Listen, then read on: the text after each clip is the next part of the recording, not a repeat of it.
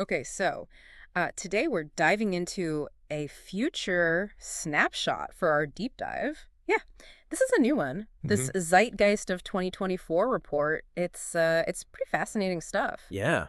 Yeah, it's not like, some out there prediction. Right. It's Yeah. it really got me thinking though, and I think it will for you too. Well, it is intriguing how the report uses trends that we see happening right now Yeah. and kind of weaves them into this picture of what 2024 could look like. It's like they're holding up a mirror to today, but with this like subtle warp, Yeah. things are recognizable, Yeah. but there's this like underlying tension of how did we get here? Uh-huh. And it all kind of starts with a familiar face, Greta Thunberg. Yeah, the report actually highlights her Oh, really? and Malala Yousafzai Okay. as examples of individuals who are already driving significant change. Right. The seeds of their activism, the movements they're building, the report imagines those growing even stronger by 2024. And it's not just social change, right? Remember how COVID-19 forced us all onto Zoom Right. and working from home became like the new normal for so many? Yeah. The report uses that as like a jumping off point, too. Precisely. The pandemic accelerated those shifts in how we work, how we connect. And the report suggests that these trends have a lasting impact Yeah. shaping this 2024 snapshot. Wow. But it gets really interesting when they ground these global shifts in specific places. Okay. They talk about New York City and Tokyo becoming these hubs of green technology. Yeah, picture those iconic skylines. But now imagine buildings draped in vertical gardens generating their own energy. Right. It's a vision of urban spaces adapting to climate change almost out of necessity. And on the flip side, we see the American Midwest and Southeast Asia depicted as these bastions of sustainable farming, almost like a return to our agricultural roots. But it makes you wonder, are these rural communities thriving because of these changes or just barely holding on in the face of a changing climate? That's the question the report wants us to consider. Yeah. Where do you fit into this picture of 2024? Are you adapting to life in a high-tech city or seeking refuge and resilience in a more rural setting?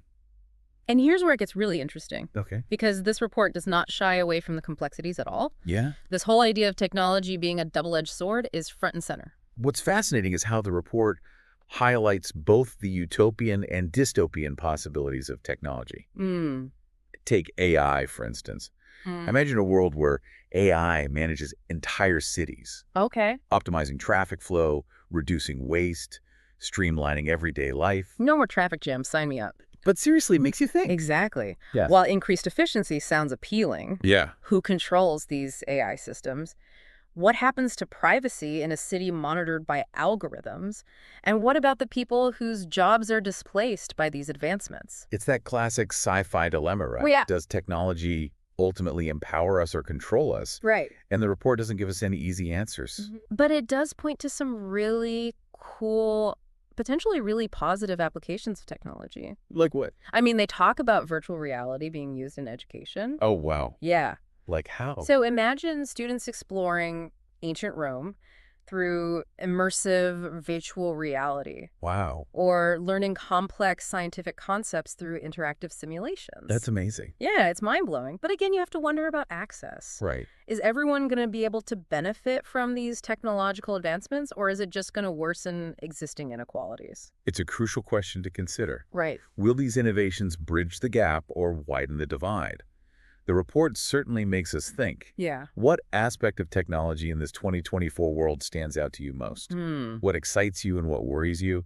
And it's not just access to technology that's in question. Yeah. This report also dives into how power itself is shifting in this 2024 world. It is like this tug of war Right. between like the established institutions and these grassroots movements that are gaining traction. Yeah, exactly. Big corporations are still around. Yeah. Right. But they're facing more scrutiny and pushback from citizens demanding more transparency and ethical practices. And it's not just about like holding corporations accountable. Right. The report talks about the rise of alternative systems, Yeah. decentralized finance, think cryptocurrency and blockchain. It's like people are looking for ways to completely bypass traditional financial institutions. Yeah, it's an interesting development.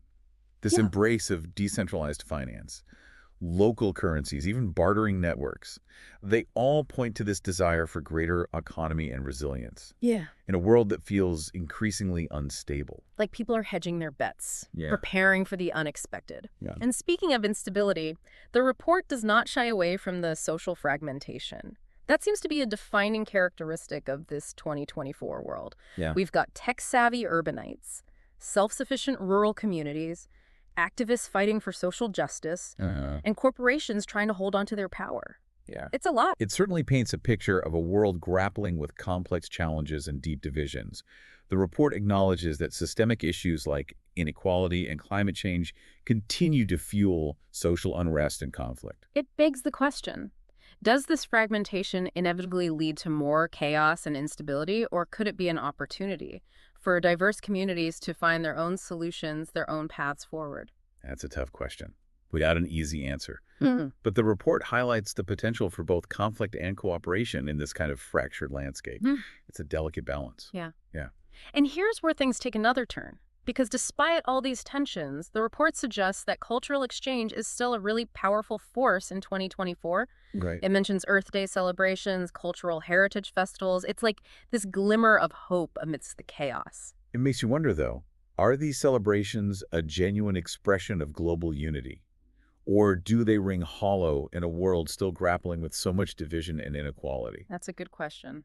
But there's one detail in the report that I found particularly hopeful. This idea of local markets becoming these vibrant meeting places for people from all walks of life. It's an interesting concept. Yeah.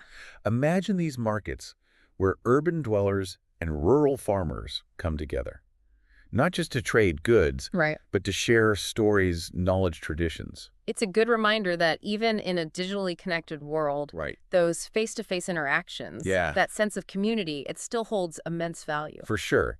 But of course, we can't talk about connection without talking about the internet. Right. And the report makes it clear that even in 2024, online platforms are still shaping how we connect, for better or for worse. It's like the internet itself is this microcosm of the 2024 world that the report describes, full of contradictions and possibilities. Exactly. While digital platforms have the power to connect us across geographical boundaries, Yeah. they also present challenges.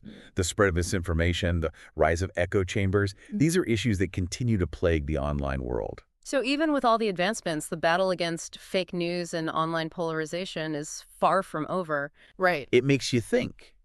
In this world of constant digital connection, is genuine understanding becoming easier or harder to achieve? Yeah. Yeah, the question we're all kind of grappling with in a way, right? Can technology help us to actually bridge these divides, or does it just make them even more pronounced? That's the paradox of, I think, of our time, and this 2024 snapshot Mhm. really drives that point home. Yeah. We see the potential for incredible progress, but also alongside the very real consequences, the choices that we're making. This whole deep dive has been like trying to put a puzzle together, but the pieces keep shifting. Right. And maybe that's the point. You could be. This Zeitgeist of 2024, it's not a prediction, it's more like a reflection of all these complexities that we're living in right now. Exactly. It's a snapshot, a moment in time that's captured. Right. And like any good snapshot, it's going to reveal as much as it conceals and leave us with more questions than answers. So as we kind of wrap up here, I'm curious what stands out to you as like the most powerful force that is shaping this future that we're talking about? Is it like the relentless pace of technology, the drive for social change, the looming threat of climate change? What's your takeaway? Yeah, that's Yeah. it's hard to isolate just one force, I think, because they're also intertwined, Yeah. influencing and shaping one another. But Oh, certainly. ultimately, I think the defining factor, the one that will really shape 2024 and beyond, is our collective capacity for choice. What do you mean by that? Well, this report, this glimpse into a possible 2024, Mm. it reminds us that the future isn't predetermined. Right. It's being written right now Okay. through the decisions we make, the actions we take, the values we prioritize. That's a powerful thought. So for all of you listening, we'll leave you with this.